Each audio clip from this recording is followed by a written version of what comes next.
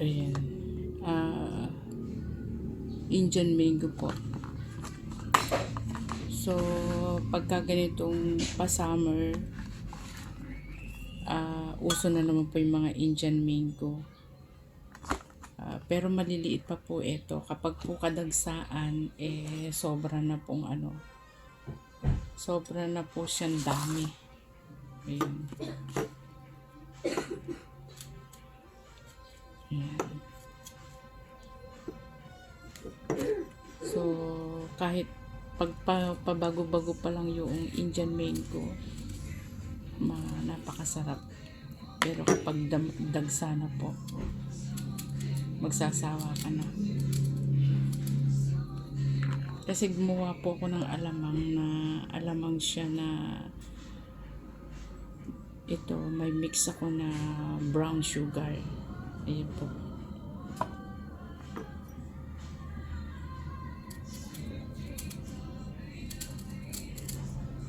Gusto ng anak ko po ito, yung ganito. Ayan.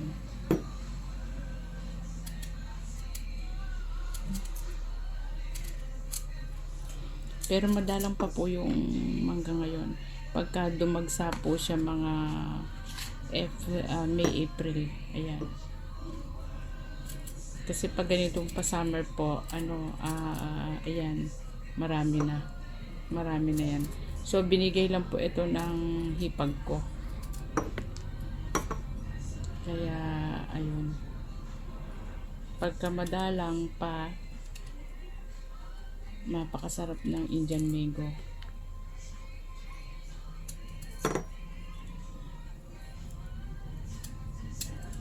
Masarap to pang himagas po.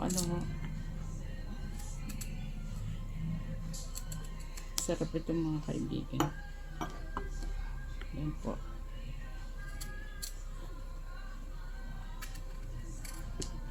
Yan. Yan, isa pa. Diyan may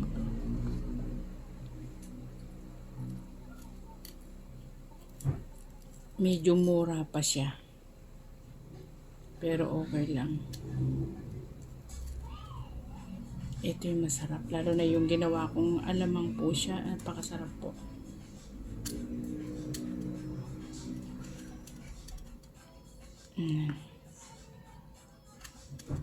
Pag kasi summer, marami dito sa Nueva Ecija, Indian mango na puno po. Ayan o. Ay, ang sarap po o. Madilaw-dilaw na po siya o. Grabe, sarap nito. Pakasarap isaw-saw po sa alamang na ginawa ko. Syrup na syrup po yung dating.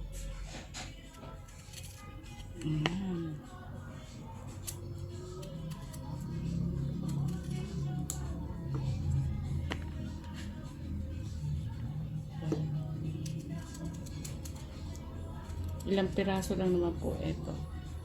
Pero okay lang. Kahit na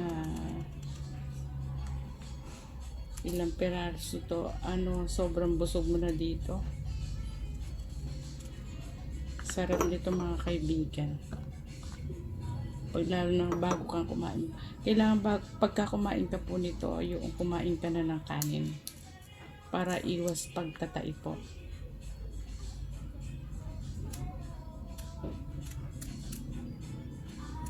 Kahit maliit po siya pero manibalang na po. Ay tama ba sabi ko manibalang? Ayan.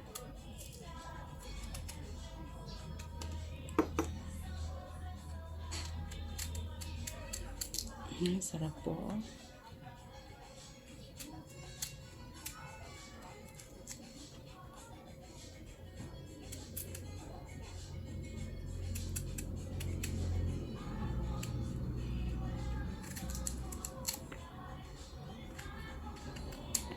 Sarap nito mga kaibigan. Sabi po.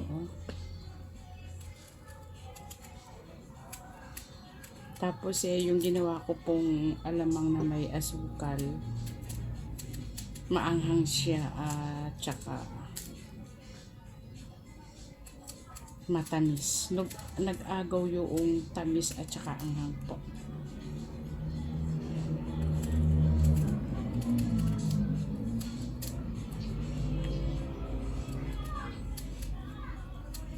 Alam niyo po, oh, ayun po, oh, kahit maliit po siya, maniba lang siya.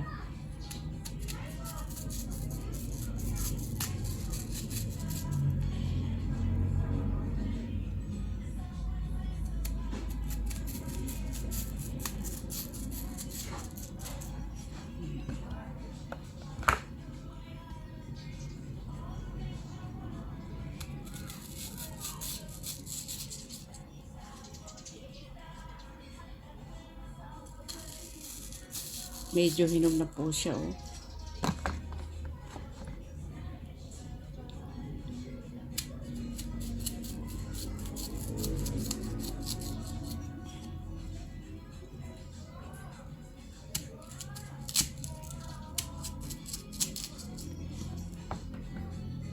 Tapos, ayan, tapos na, okay na po. Tatapos na po kasi namin magtanghali. Masarap to kainin. Ang sarap po, oh, yung ginawa kong alamang na may maanghang siya at saka maraming brown sugar. Ayun. Okay, salamat. Salamat mga kaibigan. Bye.